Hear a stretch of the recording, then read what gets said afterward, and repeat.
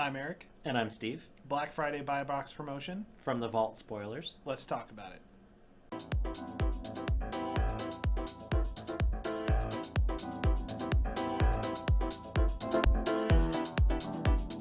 Welcome, Planeswalkers, to Let's Talk About It.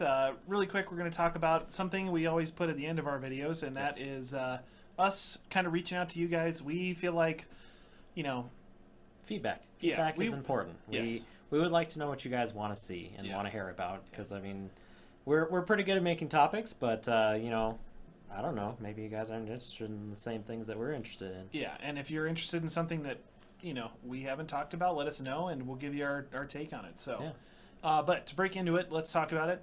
The first thing, I think this was announced pretty recently, was the Black Friday buy box promotion, which is absolutely crazy. Yeah, so it's similar to a buy a box promo pack. Yeah, what are the packs actually called though? Because there was like a whole they're like league land packs or something like that. Well, this one here. Yeah, because I think that's the distribution, because they're like those packs that have like the foils from the last couple of sets and then like the foil land. Yes. What is that pack called? Those ones are the standard showdown. Okay, that's what I was looking for. And this is it kind of started there. Okay. And then now they've got the buy a box pack. If you went, or we still have a few of them. I think we opened up our last bit. If you bought an Ixalan pack, you get the Burning Suns avatar. You get an extra pack that's got a Burning Suns avatar, some rares from the recent set, a chance for an invocation or expedition or whatever. I guess maybe not expedition since they're not standard anymore.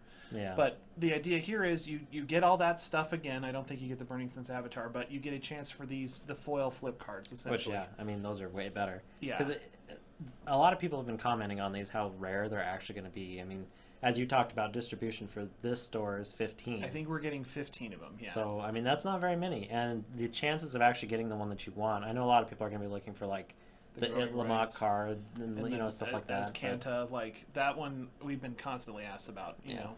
So I mean, I would like the green one, whatever the hell that one's called. Yeah, the Growing Rights of Illimak or whatever. That's the one, okay. Gaze Cradle. Yeah, oh, so cool.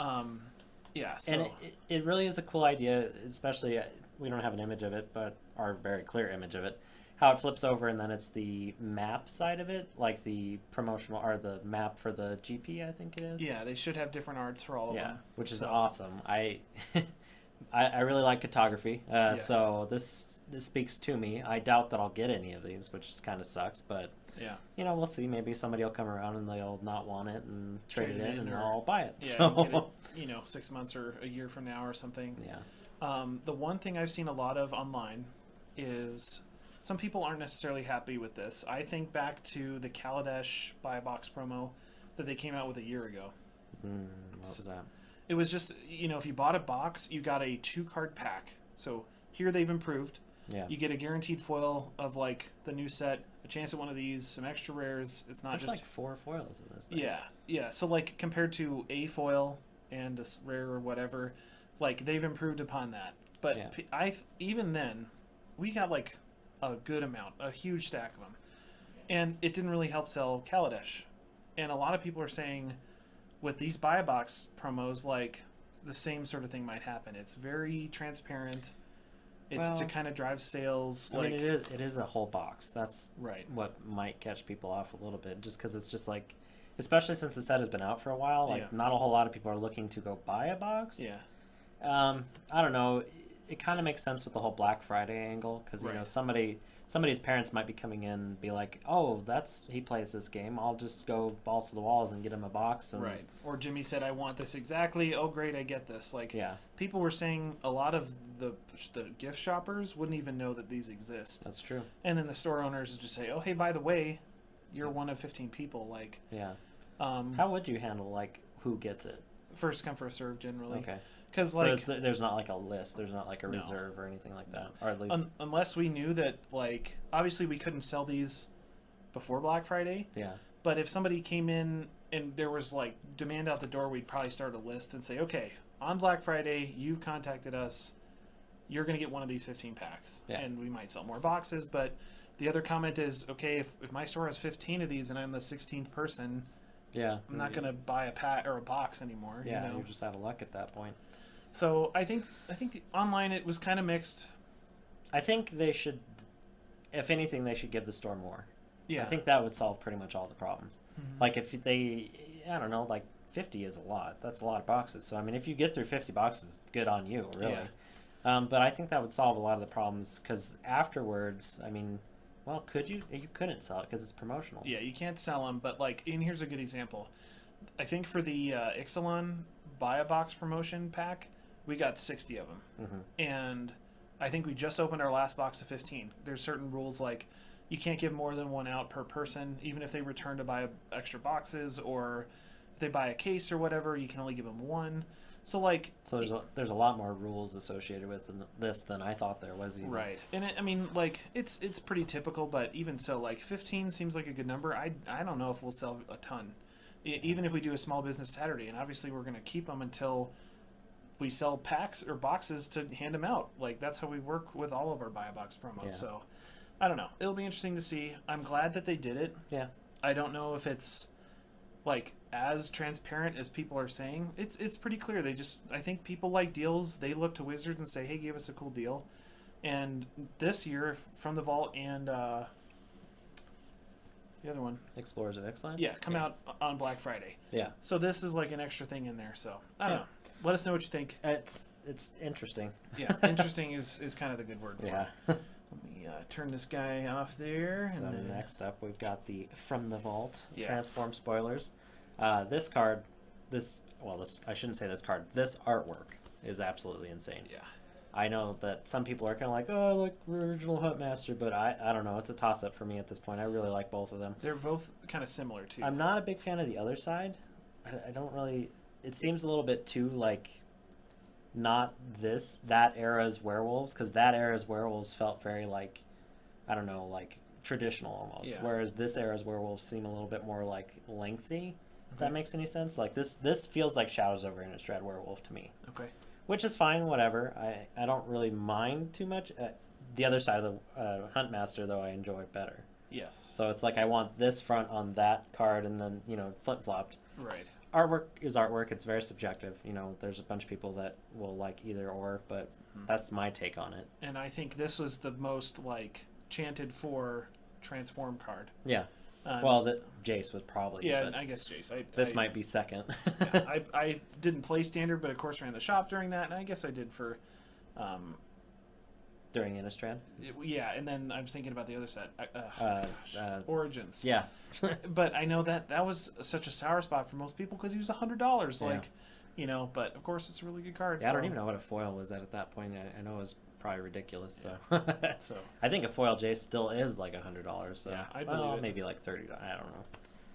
I'm glad they printed it either way. And here's another one that's just I really like this artwork, and oh man, it's unique. He's kind of I guess he was the first one. Yeah, the first flip walker. He's cool. I ran him in my Wolf Modern deck, and the backside is sweet. The art is super cool. Like this looks a lot more like Eldrazi-y with like the thick kind of like gross looking veins and stuff. That's like not what it is, right? Yeah. But it doesn't look like Liliana's like scarring or whatever that is. But I will say too, I've noticed this when I was looking at this card in particular. I really like their symbol that they chose for the flip at the bottom, or the set symbol. The mythic. Yeah. What is it supposed to be? I'm not really sure, but I think it's balanced in my opinion. I think it's just like a moon. If you can bounce back to the other one. Oh no, it's like claws. Yeah, claws or fur or something. I like how we're both like, oh yeah, look at us over here while we're looking at this over there. It's kind of like maybe a yin and yang thing, like a flip. Part mythic, part not. I don't know. I've got the Delver art, which also looks pretty good. Yeah. I don't know. I prefer this over the original, to be honest. I like it seems more polished. Whereas the other one has a certain feel to it, which is nice for the era. Yeah. But I feel like this is more like this era, I guess. I could see that. Like, and I'm trying to think of who the artist is, and I'm not. I wouldn't be 100% sure, so I'm not going to say anything. But I can't remember. But they obviously did a great job on the first one, and they did a great job on this one too. Yeah. So definitely sweet. It's crazy to think that card is a mythic now. Like. Oh man. And then this is a card that a lot of people didn't think was going to make it into here, just because they started seeing a little bit of the value. Mm-hmm. But I mean, really, it's not that expensive. It's like a $6 card. At this point, it might be even lower, just because it is coming out in like from the vaults. Archangel Avacyn, it's one of my commanders. I really like the card. It's a lot of fun. It's not as sought after as it used to be, obviously, because it's out of standard now. And back then, it used to be insane. Like I think like 20. What was the peak? I think it was like 30 something. I was gonna say 30, and I know we had a foil or two that were like, I'm sure 50 or 55. Yeah. Like went down pretty quick, but you know that's what happens when rotation happens. Yeah. A chase mythic in standard. Yeah, no, for sure. Like I'll be excited to get a second copy and transition my other one into another deck and then make this one the commander of the deck, because that's what I feel like a lot of these cards, like the From the Vault series, are really good for, because it doesn't have to be shuffled in your deck. Right. Blah blah blah.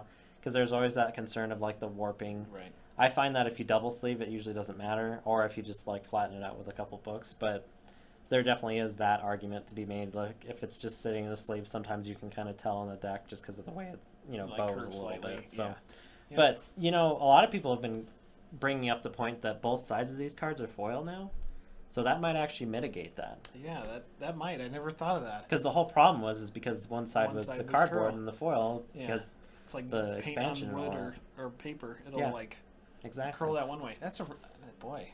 So that they might have solved this problem through that. I don't know. They obviously wouldn't start foiling the backs of card. Well, who knows? Maybe. They might. Double side tokens from the vault. Yeah. Who knows? Gosh, that's really curious. Yeah. Well, I'll be interested to see if they come out of the From the Vault box warped or not, because usually they do. Usually they're pretty well bent already. Yeah. Let's see. And then we got Keeper. Probably the most expensive card besides Jace. Yeah. I remember you showed me you had a foil one in your deck, and I just sold a regular one to a customer, and it was like $13 plus. That one I think is like 17 right now for like pre-order or whatever you want to call it. And it's just like, oh, okay, that was a good one. I thought about it. It's like, what else could they do? And then this one hit me in the face. It's like, oh yeah, they're pedals to the metal on vampires right now. Oh yeah. So give them a lord. I think after like this year, we're just gonna be like, okay, vampires like. After Ixalan, or the Rivals of is it Rivals of Ixalan? Yeah, I always get it mixed up. Everybody gets it up. With Explorers of Ixalan. Yeah, it's just like what the hell's going on anymore? But anyway, I think after Rivals of Ixalan, people are gonna be like, okay, let's lay off the vampires for like a good 4 or 5 years. Let's move. See.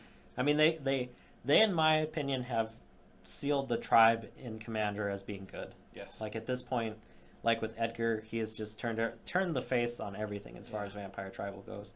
And then Lycia is fine too. I've seen a pretty good Lycia deck. I haven't seen the Mathis guy come out yet, but I'm sure somebody will do something with him. It won't be vampire related, but let's flip it. Sorry. Yeah, this card's absolutely insane. It's a definite tribal must for vampires. Yeah. It usually will win you the game, as we saw in some of our gameplay. So yeah. Super good. And we got another kind of. Some of these are themed, I guess. Like Innistrad had flips, obviously. Like Arlencore from Shadows. Yes, I believe so. I wasn't sure if it was Eldritch Moon, but not bad. No, it might have been from Eldritch Moon, because I think people. No, I think you're right. Because Nahiri and her and somebody else. Because the Howland guy, the legendary, came in Eldritch Moon. Yeah. And then this one came, in Shadows. That's right. But no new art really here. It's still cool. Yeah. I think I traded or brought in a foil one. Yeah, you got a promo one, didn't you? Maybe. I think so. I don't remember. Somebody was in just a few days ago, and I'm like, it's a werewolf. Like, people like foil werewolves. So I traded it in for the guy, but, I probably should have paid attention to the spoilers. Now we got an extra one, but, probably can't hurt being a pack foil. And then, boy. Yeah. Here's the big one. Yeah. Jace Vryn's Prodigy, of course. I would say this card is worth the product by itself. So yeah. If you think about it, this card and then everything else, well, it depends on how you buy it. Because, if you go to a legitimate LGS and blah, blah, blah, you're selling it for the actual price that it's supposed to be, whereas a lot of people just get these and then toss them up online for $100. Yeah. I mean, that's what most people are already saying this thing is going to be is $100. It reminds me, and again, Jace at the helm, it's from the Vault 20. Yeah. Well, and that was insane, too. Yeah. I remember that. I think that one it was the only one we charged extra for, because it's MSRP for these is $35, unless they've changed that. Yeah. I think you're right. But, Jace's Mind Sculptor was $120 foil at the time, or regular at the time. I think the card's still floating around like $90, yeah, or something like that. Somewhere around there, and it's just like, like you said, I think Jace regular is like $30. I'm sure a pack foil is probably double that, 60. So where does this guy fall? Probably not 60, and of course it will fall. I think I would say about $30 is good for the card. Yeah, and that's a huge value, like you said. It pays for it, So if you're just after this one card, I would say From the Vaults is worth buying if you can get it at a reasonable price. Yeah. Most stores, if they haven't done pre-orders, like we have pre-orders, are probably a little over half full now. Most stores are getting, 15 is the max. Yeah. As low as 5. And they've done a minimum of 5 before for, lower WPN stores and stuff. But, man, could you imagine if you lived in a town, a small college town that may not have a high WER? You might be duking it out for 5 of these. And, somebody could buy 2 of them and sell one, It's tough. Well, yeah, because if you can turn around and sell it for $120, you're gonna. Why not? Yeah. And that's it's how it goes. I saw it really is, and product is product. Just with the boxes that are coming up with Iconic Masters, some people get those, sit on them, and then sell them years later, 3 or 4 years later. Yeah, people. One thing to kind of tie in what we talked about the buy a box promo. A lot of people online had said, "When are you going to do a minimum advertised price?" For some of this stuff. And there's some companies in the gaming industry have done that as far as board games or miniatures, and it's to help the brick and mortar place. Yeah. Because how can a store compete if they got to pay rent and people versus some guy in a warehouse or whatever that can just send out 10 for a small margin. Yeah. And it's I don't think that's where the argument needs to be. I think Wizards does a good job for not having an MAP. They do a lot of you think of the buy a box promo. Brick and mortar stores, the only place you can get that pack we just talked about. I don't think other stores can get these, or they get the same amount as us, and no. The audience is gone, and there's it's kind of beating a dead horse to me. It's perfect. It stinks that there's only 15, but shop around at your local shops and get it at a reasonable price, hopefully. Yeah, that sort of thing. But I don't know. Get on those pre-order lists. That's the real important part, because that's you guarantee your spot, and then you don't show up that day and then get extremely disappointed. You're just blah blah blah, and it's just well, my hands are tied. They're already all gone. What am I gonna do? And there's some people, and for Iconic, when that was announced, you're put me down. You sent me a text that day. Yeah.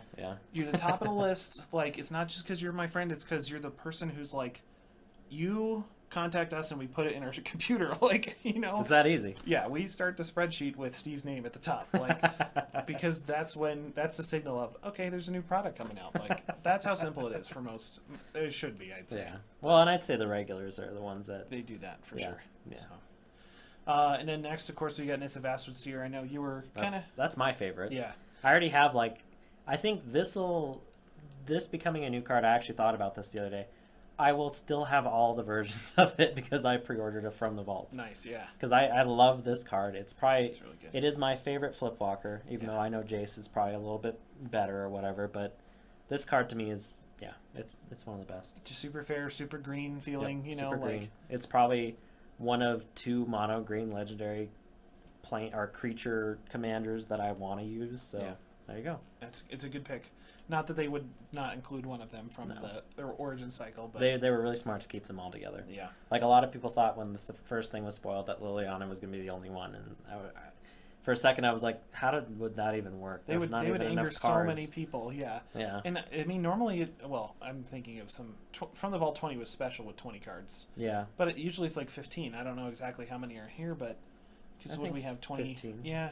Because Argels, we did some numbering beforehand. Yeah, we did. And we went to 28 and then had an unlabeled one. And we have each side. So of course, Skytheon. He's probably one of the least exciting, along with Chandra. Yeah. Neither one of them are really that. I like this guy for 1v1, and I don't know if anybody else plays it outside of Commander-ish formats. Yeah. Kitchen table, maybe. I don't know where this guy is. I don't think he's played anywhere besides there. I think the flip is a little bit too difficult for anything that's competitive because, one shock and it's gone, so it doesn't really matter. Yeah, it's tricky. Good that he's part of the team. Yeah, I mean, I'll enjoy another one, and another card that I thoroughly enjoy is Liliana. Now, this card is absolutely insane. This could be a really good commander. This could be, good in a lot of ways. The flip is what really gets it for you, because when it flips, it makes you a second, or, a creature. It gives you a 2/2, so it gives you protection for the planeswalker that you're getting now, which is amazing. Yep. I absolutely love that aspect of it. And the abilities on this side are all relevant. Like, there's no non-relevant ability on here. I really like the -X, and the +2 is fine. So, I never really look at ultimates, so. Yeah, it is tough, for how often it can happen in EDH. It doesn't. Like, no. Usually there's a Kylie or somebody at the table that hates planeswalkers and gets rid of them as soon as he can. Or the first thing people laser beam. -8.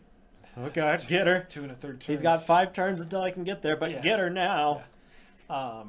But yeah, it's a good choice. I always like the flavor of that flip. Too cool. Yeah, and then we've got Chandra. Even more, or even less interesting than Kytheon, in my opinion. Yeah. I've never really cared for this card. It's very underwhelming when it flips over. So, like, all this jumping through hoops gets you to this very disappointing planeswalker, but still not a bad include. It's nice to have the whole set. I know a few people that were thinking about just having, these in like acrylic cases and just displaying them, which isn't a bad idea. No, I probably wouldn't do that, but what I've been kind of doing with these kind of things is I try and do like a theme pack, like almost like a group of decks that go together, and then you play against each other. So this could be like a really good like Battlestar theme pack. Oh yeah, sure. So there's that. Yeah, that's not a bad idea for sure. And then we've got Bruna, the Fading Light. So another one of those Shadows cards. It's an interesting commander card because a lot of people have been actually using Bruna as their commander and then Gisela in the deck, which totally makes sense to me. And then vice versa even works as well. Yeah. I like it the other way around a little bit better, but I agree. Not bad. And obviously we got a little bit of cutoff stuff here. I didn't really know how else to display this, it's a little but tricky. You guys should probably know what the other side does by now. If not, you can always look it up, or you can follow along here with our weird text. Yeah, the sideways box. The next one's just gonna be an image, but a good include. I think we kind of thought about this one, like, it's not bad. I think Gisela especially was really hard to come by in a full version beforehand, or even a regular version. Yeah. So it's good that she's out there. Well, and the card's really just good on its own. I mean, you've got a 4/3 for 4 that has flying, first strike, and lifelink. Like, it's like an upgraded Sierra Angel. Yeah, super good. It's pretty flavorful too, as far as the transform. Yeah. You can't see my air quotes, transform. I still hate that they did this to this too. It disappoints me every time. I'm just like, why? I think it was a pretty unpopular move. Oh yeah, because people love those angels. Yeah. They love the Powerpuff Girls. Yeah, really, and they were so. Especially for Commander, you ask a standard person, say, yeah, they're good. Like, I could kill somebody with them. But you talk to a person who played, like, Sigarda 1v1, or, threw a Gisela and an Aurelia, like, beatdown deck, like, or played a Bruna enchantment deck. Like, did it need to happen? I don't know. I know you have, we talked about fatigue last time. Yeah. Like, I think you especially, and me as well. I didn't even play standard, but, like, the Eldrazi fatigue is real. Yeah, it definitely happened. And, coming from a person that loves Eldrazi, I love Eldrazi. I think I have, like, 6 commander decks that are centered around Eldrazi, either secretly or overtly. It was just too much. Yeah. Like, it was just, like, every time I turned around, there was another Eldrazi. I wasn't even playing standard. Yeah. Like, that's how bad it was. Like, I had no gauge on standard at that point. And I still was just like, okay, Wizards. There's a Displacer, there's a Void Winnower, there's a this and that. And I love that we have the amount of cards that we do have. I just wish that maybe it would have been, all in battle. Yeah. And I guess not all in battle, but all in the Zendikar block. Yeah. I still wish they wouldn't have gone to Innistrad for Eldrazi stuff. That being like my home started. plane. Yeah, it's just like everybody talks about like their home plane where they began. Yep. And then they do this to it, and it's just like, oh, shoot. Yeah, there's our voice of nightmares right there. Yeah, and it's just like... Ugh. Yeah, it's tough. I'm with you. I think if you'd ask 10 people, 9 would say they agree. And I get it. It's not like everything should be sacred, but... And at very least, there should have been a Craterhoof Eldrazi. Yeah. They really Maybe that's that Decimator of Providences. No, because he's like a boar. Yeah, he's a boar. Yeah, if they would have done... That would have been cool, like a giant Eldrazi Craterhoof, but...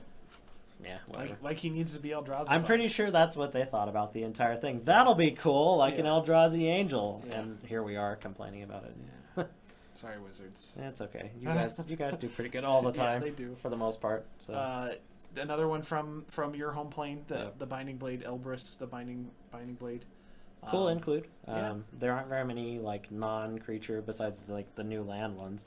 There aren't very many non-creature transform cards, so I think this was a great include. Yeah. I think that it should have been the one from Shadows, the other demon, the one that transforms from a land into Westvale Abbey. Yeah, I think that maybe should have been in this place because I think value-wise that would have been great. Mm-hmm. People love that card. I love that card. Yeah. But this isn't a bad include. I think this is different and it's interesting. I wish that it could be included in a lot of my equipment decks because it's black on one side. It can't, but that's personal problems. It's curious you mentioned Westvale Abbey because I didn't think of it, and I think of I thought of Elbrus immediately because the reason is you check the Darkest Engine binder, we just don't have it. Yeah. People see that and say, "What? I have to do what to get a 13/13?" Like, and they say, "Yeah, one of those, please." Like, you know. And it's a good card. It's a goofy, fun card that is pretty solid if you can make it work. But yeah, Westvale Abbey is like that's a responsible include. Where this is a not goofy, but a fun include. There is a pretty interesting side group of commander players that are using like non-legendary creature objects as like their commanders. Mm-hmm. So like the Blade is a perfect example. The Westvale Abbey is a perfect example. Like Ginju of the Realms is a good example. Yeah. So it's like just another way to look at Commander. I think it's more of a challenge build at that point because you're just like, I'm using the whatever Elbrus Blade as my commander, and then the deck's built around this. And it's just like, There'd be a lot of cool artifacts you could use. Oh, yeah. Boy, that'd be neat. Yeah. Good include. Yes. And here's the oddest include, in my opinion. I know a lot of people are just kind of like, why is this in here? It's standard. Yeah, but one why of standard. Is this of all the cards to pick? Like, you should have done the treasure trove. Like it. I mean, if you roll a dice, that's the only thing I think you. I think you do the Gaia's Cradle personally. Well, yeah. That would have been my choice. I know that that's not the most expensive one or anything like that, but I know it's the one that probably speaks to most people because it's just like I really want a version of that card, and to have a from the vault's foil card. Did I say foil? I might have. Foil card of that would have been great. But whatever, it is what it is. We don't really, once again, it's just like we've already hit the value in this thing, so we just don't care. It's a whatever card. It is a big shame. Like, you think the problem is the flip on this, as far as like talking about the actual card and the mechanic. For commander players, it's just like if I'm at 5 life, I'm in deep, doo-doo. I can't really do anything about it, and this is probably not going to save me. Whereas maybe in standard this isn't so bad. I know it is played a little bit. I think so. But yeah, green one. I'd say blue one, green one. I don't know. I mean, like the blasting cannons would have been just as awkward to me. Like, none of them besides like the growing rights and the what's the other one called? Illamok or something. Anyway, you're right. The green one or the blue one. Let's just. Leave it there. I can't remember. I think either one of those would have been a better choice, and I think more people would have been excited about that part of it. But somebody brought up a good point that Wizards didn't necessarily know what was going to be popular when they started printing or making this product. So I don't know. Yeah, maybe in their little circle, this is like, in their future league, this was like the card, the hottest card. Yeah, and I could see it. Like you think of how often. They do that. I always go with Emrakul. They handed that out as a promo. Yeah. And then, like Rabblemaster, like on Wormcoil Engine. Yeah, as well. Wormcoil Engine. Like I wish they did those still. Like the release. The really good promos. Well, I just mean because they used to have a pre-release card promo and then a release card. Oh yeah, you're right. Yeah. And I think Wormcoil was the release card promo. But, so good. That's the only version of Wormcoil I have. Yeah. Like, it's funny to think about, like, such a sought-after card, and I can only find the foil release promo, and that's it. I think most people have an Emrakul that's the, like, release or pre-release promo of that one, too. Like, Makes sense. If wishes were horses. Yeah. I think that's the last one, isn't it? It should be, yeah. We'll start back on Hymester. But, yeah. Something that I wanted to bring up, I don't know, I think it looks awkward without anything there. We'll put it there. Yeah, I don't know. Just like empty sky. Anyway, something I wanted to bring up is I really thought they were going to include some of the flip cards from Kamigawa. The turn cards. Because okay. to me that is a flip card. Yeah, I'd agree. You know, it's not transforming. Yeah, but I think this would have been a good place to put like Uyo in. You know, I can see that. Like that's a pretty sought after commander card. There's a few other, well, maybe they're not a few. There's maybe like one other one that's actually popular. I know Chris used to run the Badoku Gardener and like. Oh yeah. Isn't the white one or the red one pretty decent too? Yeah, I can't remember. I don't play the cards very often because they look weird. There's the black one, right? Yes. Nizumi Grave Robber. Yes, Grave Robber would have been a good include. Yeah. But anyway, I think that would have been something kind of fun to do. Maybe like just one slot. If they would have taken out maybe the Ixalan card and like added in one of those, I think this would have been almost perfect. That would have been neat. So. I thought of like, oh shoot, what was I gonna say, Steve? I don't know. It's over here off camera. I don't remember. Quality production. Yeah. Nuts. Well, I guess you think about it. And we'll make a after the credit intro. I don't. Outro. You'll think about it's it. Gone. It's gone. YouTube. It's totally gone. Anyway, so yeah, Kamigawa cards could have been included here. I'm not even sure what other like transform flip things. I think that's it. Oh, it was morph. That's what I was gonna say. Oh, okay. You know, it's kind of again, it's a little bit of a stretch. You think of a morphling. Yeah. And transformation. I mean, that's like it's a stretch. And then what would you choose? Like Den Protector. Yeah. You know, like I can't think of anything else. Well, I mean, there's the counterspell chick, the 2-cost one that has like the size, and there's a few other ones. I don't really care about morph. It's probably one of my least favorite mechanics of all time. I hate pulling out a morph token every time. It's just like, It's another one of those things you got to check and be like, what? I know a lot of. I'm just not familiar with it. No. If you hand me a dredge deck, I'll say, no, I'm good. If you hand me a morph deck, I'll say, no. Yeah, the only reason I know anything about morph is because of Kylie. Yeah, because he had that morph Animar deck for a really long time. I think Will had one too. I think actually Seth played a few morph cards as well. So, which is kind of funny because like those 3 players are really good, and we're over here like morph sucks. That sucks. Yeah. Oh well. That's really good. We just don't like it because of the inconvenience, I should say. But I mean, that's really all these cards. If you want to talk about like inconvenient, some of these things, flipping your card over is kind of inconvenient. Just watch our tribal gameplay. As we saw, the smoke sleeves don't really work. Yep. I mean, they work. I should say not for YouTube. Functionally they work. But when you're trying to read the card, when it flips over, it's a little bit difficult. So my suggestion is get sleeves that you know you can't see through, because the other solution really isn't that great. So there's that. Marker cards. And, yeah. I mean, I guess the other thing really is that, once again, if you're going to play with these, from the Vault products, you always have to, like I said, either flatten them out in a book, or I think double sleeving actually really works. Maybe not on all cards, but in my experience, it actually has worked pretty well. I've heard that as well. I think it just has that little bit of like stability, I don't know. A tighter fit, so it can't like push against the sleeve and curl out. It's weird. Because I know it's not a humidity thing because the card's already been exposed. It's just like whatever. We live here in Colorado, like it doesn't seem to be as huge a problem. No, since it's so dry. Yeah. But I can imagine like living in Florida, your card's gonna come out like this. Yeah, you see some posts and they're just like, "Can you fix this?" And it's like, I've never seen that before. Yeah, like how did that even happen? Yeah. It's rolled up like a cigarette. So I don't know. Since we're talking about it, and I think this is the first time we've ever talked about it, what do you think of FTV foiling? Do you like it? I'm very on the fence about it. Like, sometimes I really like it. Once again, like I talked about for the Commander, I think it's great. Mm-hmm. But that's few and far between, and not everybody's looking at this product for that purpose. Yeah. Because really, if you're looking to build like a modern deck, you do not want to include from the Vault Aether Vials or anything like that. Yeah, anything. Because that's just going to A, do the whole curling thing, B, stand out like a sore thumb, and C, maybe get you in trouble. Yeah, exactly. So you got to be kind of careful. I think they're great for like either kitchen table Magic or Commander play, because that's usually pretty casual.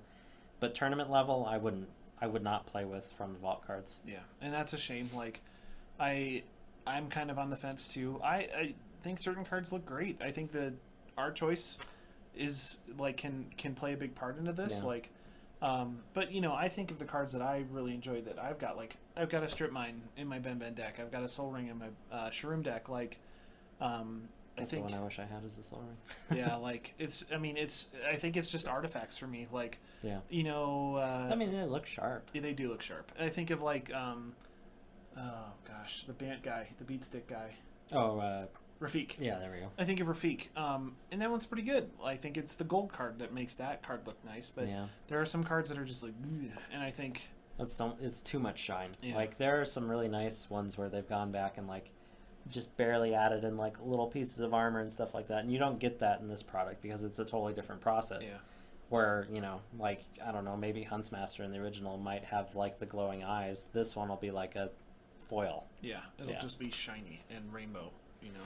Which, you know, is what it is. Can't do anything about it. No. I'll still buy mine. I told Steve today, it's just like I took my name off the list because like and this was before Monday, I guess, was when the spoilers came out.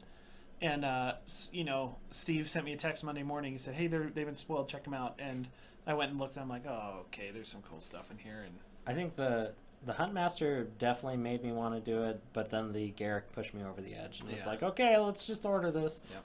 And then, of course, the Jace include was just like, okay, well, now there's an actual legitimate reason to do it. Same with the Bloodline Keeper. Like, yeah, I'll use both those cards. So, yeah, definitely, it's on par. I'd say above average as far as like a FTV product. If you think of Angels and I was gonna say we just talked about that. Yeah, I liked Lore. Yeah, Lore was good. I think for most people it was like, what, huh? You know, especially I think that right before that was FTV 20, right? Yeah. Well, no, because it would have been Apocalypse. Or it would have been. There's at least a couple ones. Yeah, you're right, because we're almost on the 5th since then. Yeah. M25 or whatever. So, well, maybe it was Apocalypse. Lore Angels.